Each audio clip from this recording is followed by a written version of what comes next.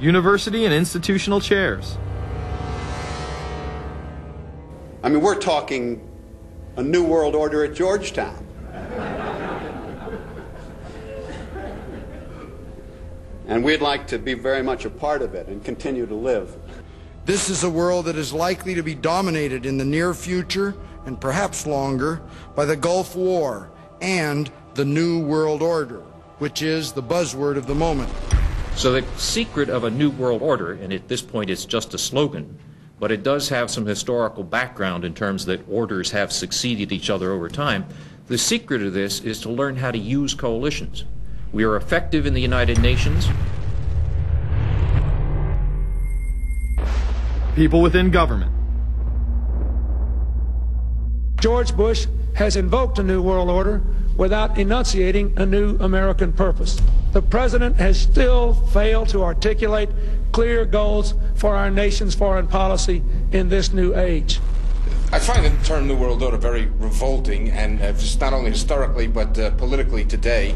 I think Harding is absolutely right, and the actions of the administration just after enunciation of the New World Order put the lie to the fact there is any real substance behind what they say as New World Order. The first act of the New World Order was A, to make war, and then B, was to sell arms all over again. Is there a New World Order? We know certainly that George Bush has copyrighted the term at this point. In the aftermath of this war, though, is it an empty vessel into which something will be poured? Is it the appropriate term to use? Is it going to be a New World Order, or will disorder be just as significant in this process as we look ahead? Let's start with Madeline. I think that we have, in fact, kind of had this term thrown at us, and many of us have not liked it, partially because of the previous historical connotation, and partially because I think it doesn't really deal with the way the world ought to be or is at the moment. But we are far from seeing a world order, and I'm not sure that it is in best U.S. interest to have a new world order in which we are the policeman. While many began to become critical of this order, the term began to evaporate into the background. We are very, very skeptical of an international order if we are not sure how the rules will be made, because thus far the international order has been made with rules that we had no input into and that affect us, and even when on the few occasions when the rules will seem to favor us, then they get changed.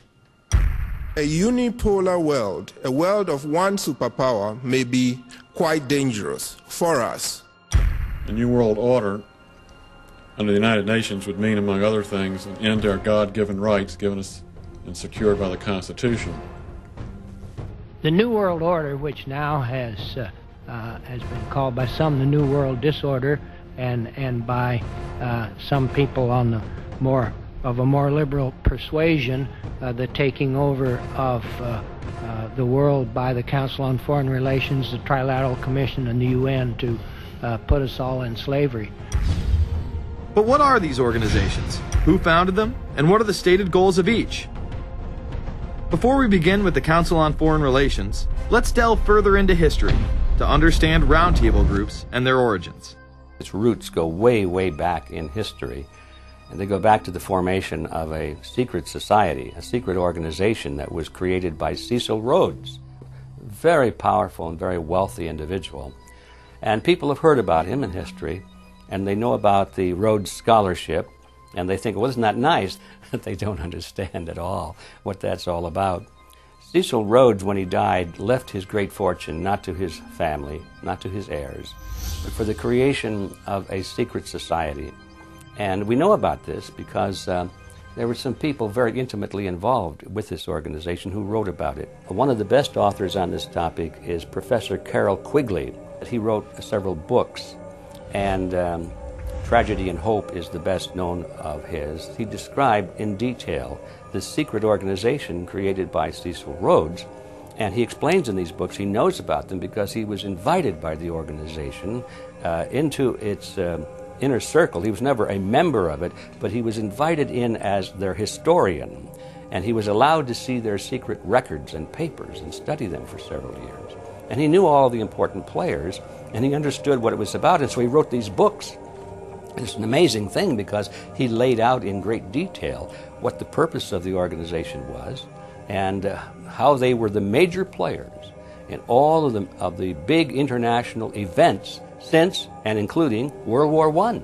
The bottom line is that you take the roots of that organization and you find out that they created in all of the British dependencies what they call roundtable groups.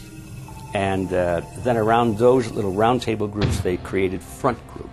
And the purpose of these front groups and roundtable groups was to penetrate into the governments of all of these different countries, to penetrate into the media centers, to penetrate into the educational systems. In other words, to penetrate into the social fabric, the power centers of society, and literally take them over from the inside without anybody being aware that they were controlling influence. After World War I, the International League of Nations arose as a precursor to the United Nations in 1919, under what seemed to be the vision of President Woodrow Wilson and his 14 points.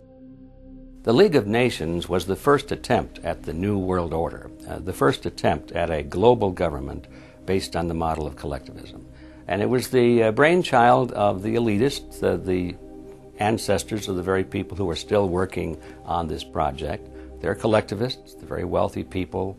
They're the ones in this country who dominated the powerful tax-exempt foundations, like the Carnegie Endowment Fund for International Peace, the Rockefeller Funds, the Ford Foundation, and groups like that. These people were on record, even way back then, that they had to have a new world government, and they dreamed of that being embodied in the League of Nations. And they were solidly behind it.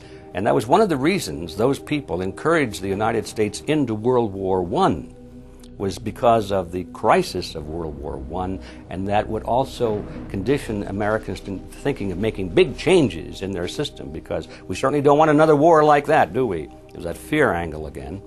And they thought, well, by being in World War I, then we would be a major participant at the table to carve up the world and create a new world government. And that was to be the League of Nations. Well, what happened to it is that the American people didn't really go for it. Wilson was aware of the elite and their control over society. In his book, The New Freedom, published in 1913, he discussed such a group. Since I entered politics, I have chiefly had men's views confided to me privately. Some of the biggest men in the United States, in the field of commerce and manufacture, are afraid of something. They know that there is a power somewhere so organized, so subtle, so watchful, so interlocked, so complete, so pervasive, that they better not speak above their breath when they speak in condemnation of it. Ultimately, this insight did not spare him from becoming yet another puppet of the global elite. You're watching Invisible Empire, A New World Order Defined. I'm Alex Jones, the producer of this film.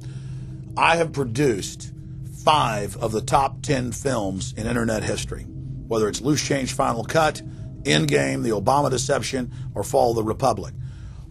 Yes, we've made informative, well-documented films, but the real credit for the success of these documentaries lies with you, the viewers. My friends, Invisible Empire is so important for people that need a crash course in the history of the ruling class and what this establishment is setting up. Please support the filmmakers so we can make future documentaries. Visit Infowars.com. Purchase the high-quality hard case DVD that has over 30 minutes of expanded extras. Make copies of that because it's the best quality available.